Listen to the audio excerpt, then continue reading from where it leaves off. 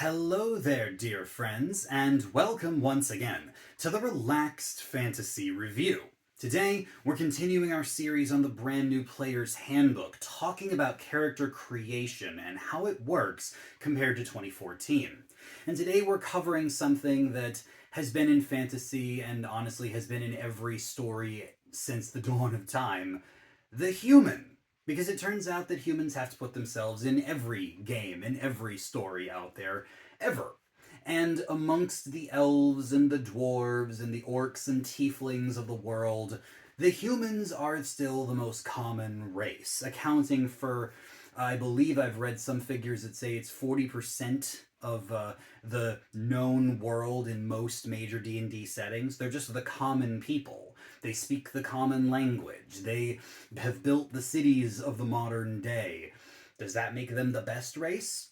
Not really. However, they were a popular race in the old books, and does the human species from the brand new book stack up to the predecessors that had such power? Why did the old humans have such power? Because of the variant human.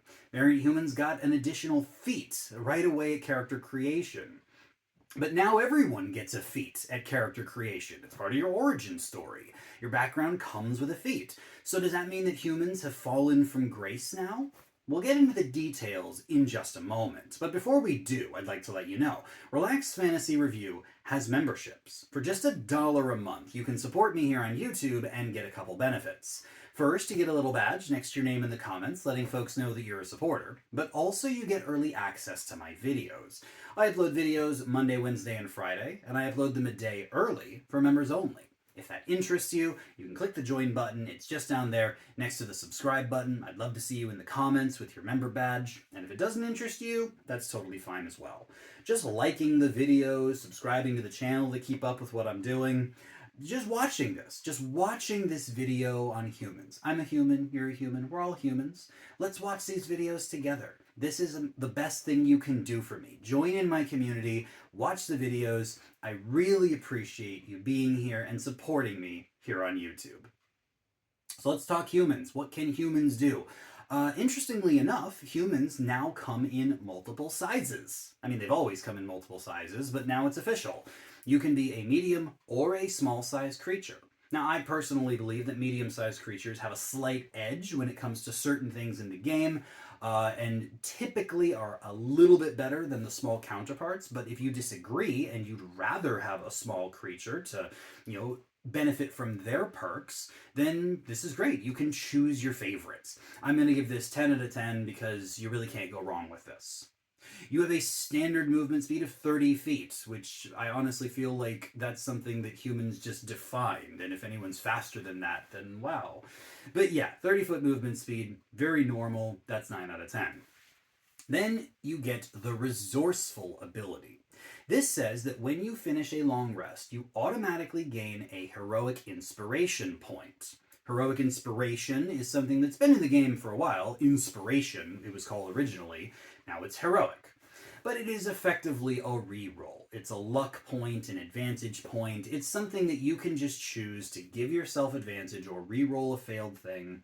It's a really, really good thing to have, and usually the Dungeon Master gives it out, or there are specific subclasses, classes, other things that can grant it automatically, and being a human is one of them. You just get an inspiration point when you finish a long rest, so you get one per day to add on to whatever else gives it to you. Of course, you can only have one inspiration point at a time.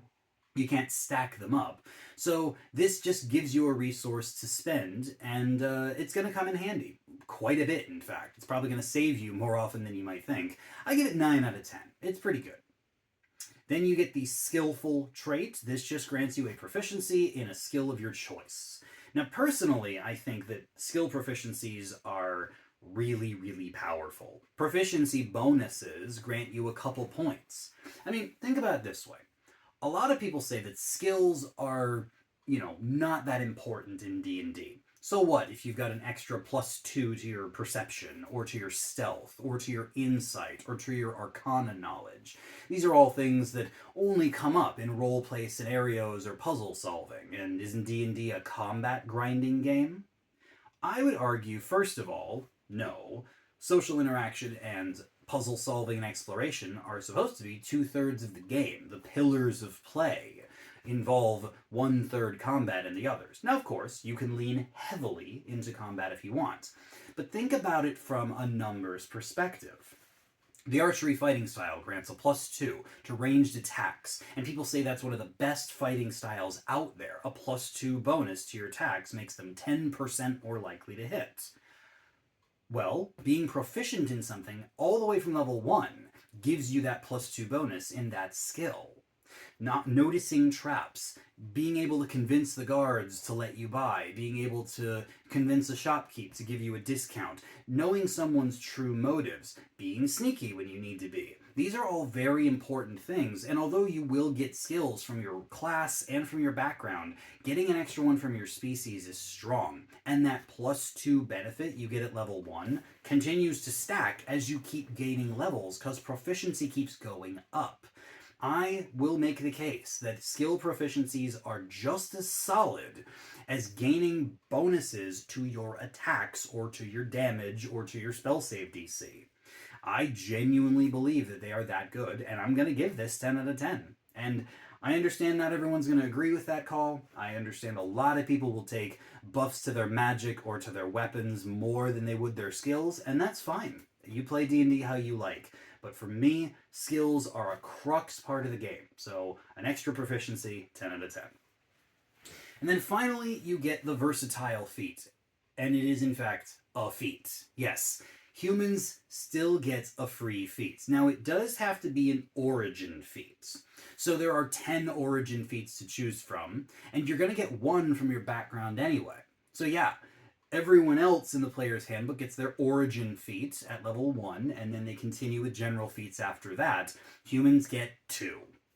And there's so many good ones to pick. There's the Magic Initiate feats, granting you Cleric, Druid, or Wizard spells. There's the Skilled feats. I just went on about how skill proficiencies are good. So the Skilled feat is great. Lucky is in there. Tough is in there. Alert is in there. You're going to get a good one from your background. Grab your next favorite one. Or double down on Skilled or Magic Initiate to give yourself more magic and more skills. A human, let's put it this way. If you have a background that gives you the Skilled feat, that gives you 2 skill proficiencies for the background, and then you get 3 from the feat. So from your background, that would be 5. Then let's say you're a rogue. Rogues get 4 skill proficiencies at creation, so that's another 4 that you have, so that's 9 total. Being a human gives you one of your choice. That's 10 now that you're proficient in. And if you take the versatile and you choose skilled again as your chosen origin feat for your species, that's another 3. You can start the game as a level 1 rogue with 13 skill proficiencies.